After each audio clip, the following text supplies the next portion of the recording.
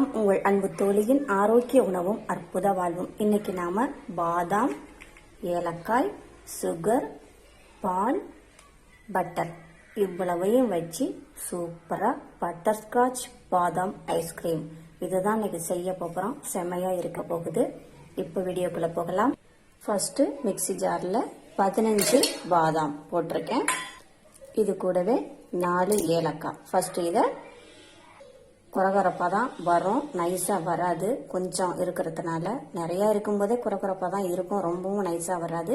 அதுலேயும் 15 பாதாம் அப்படிங்கிறதுனால குறகுறப்பாக தான் வரும். குறகுறப்பாக அரைச்சி எடுத்துக்கலாம். பாருங்க, நான் சொல்கிற மாதிரியே எல்லாம் குறகுறப்பாக தான் வந்திருக்கு. இப்போ இதில் 50 கிராம் சுகர் எடுத்திருக்கேன். இதை போட்டு இதையும் நல்லா பவுடர் பண்ணிக்கலாம். சுகர் பாதாம் கூட எல்லாம் சேர்ந்து ஏலக்காய் கூட சேர்ந்து அப்படி பவுடர் பண்ணதுனால இப்போ பாதாமும் நைஸா பவுடர் மாதிரியே வந்துடுச்சு. இப்போ இது கூட நாம பட்டர் போட்டுக்கலாம். டேபிள் ஸ்பூன்னால 1 ஸ்பூன், டேபிள் ஸ்பூன்னால 1 ஸ்பூன் பட்டர் போட்டுக்கலாம். 1 டேபிள் ஸ்பூன் பட்டர் போட்டுட்டு இது கூட 1/4 லிட்டர் நல்லா தண்ணி விடாம சுண்ட காய்ச்சிய பசும் பால். இப்போ இதையும் நல்லா அடிச்சு எடுத்துக்கலாம். பாருங்க, நல்லா அடிச்சாச்சு.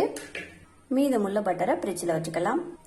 இப்போ அடிச்சு வச்ச அந்த பாதாம், பால் இது எல்லாத்தையும் ஒரு பவுல்ல ஊற்றிக்கலாம், பிளாஸ்டிக் பவுல்ல. அடுத்ததா இதை அப்படியே க்ளோஸ் பண்ணிட்டு ஃப்ரீசர்ல வச்சிடலாம். வச்சுட்டு க்ளோஸ் பண்ணிடலாம். இப்போ நாம ஐஸ்கிரீமை ஓபன் பண்ணி பார்க்கலாம். வாவ், நல்லா அழகா ஷைனிங்கா இருக்கு. பார்க்கும்போது டேஸ்ட் எப்படி இருக்கு தெரியல. டேஸ்ட் பார்க்கலாம்.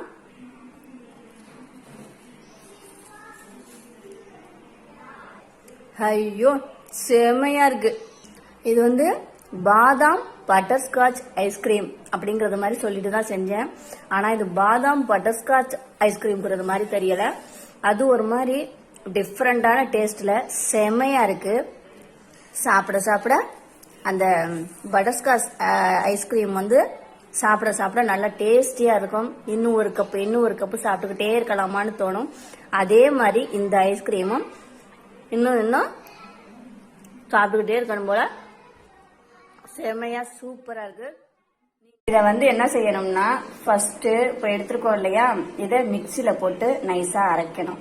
அரைச்சிட்டு திரும்ப ஃப்ரீசர்ல வச்சுட்டு அதுக்கு பிறகு இது கெட்டியானதும் திரும்பவும் மிக்சியில போட்டு அப்படியே நைஸா அரைக்கணும். அப்படி அரைச்சாதான் இன்னமும் சூப்பரா வரும். நான் ஃபர்ஸ்ட் டேஸ்ட் பார்க்கும்போதே செமையா வேற லெவலா இருந்துச்சு. குழந்தைங்களுக்கு ஆர்வம் அங்க தாங்க முடியல. பாருங்க, அந்த இதையே பாதிக்கு காலி பண்ணிட்டாங்க. இப்போ இதை நாம மிக்சியில நைஸா அரைச்சிக்கலாம், மிச்சம் இருக்கிறதையாவது. ஓகே, இதை நைஸா அரைச்சி எடுத்துக்கலாம். ஓகே, நல்லா நைஸா அரைச்சாச்சு. இப்போ திரும்பவும் இந்த பவுல்ல இதை ஊத்திக்கலாம். க்ளோஸ் பண்ணிட்டு திரும்பவும் இதை ஃப்ரீசர்ல வச்சிடலாம். ஓகே, இப்போ எப்படி இருக்குன்னு பார்க்கலாம். நல்லா ஸ்மூத்தா வருது. சாப்பிட்டு பாருங்க. Very nice. சூப்பர். ஓகே, செமையா சூப்பரா இருக்கு. இந்த வீடியோ உங்களுக்கு பிடித்திருந்தா லைக் பண்ணுங்க, ஷேர் பண்ணுங்க, சப்ஸ்கிரைப் பண்ணுங்க. மறக்காம பக்கத்துல உள்ள பெல் ஐகானை கிளிக் பண்ணுங்க. தேங்க்யூ.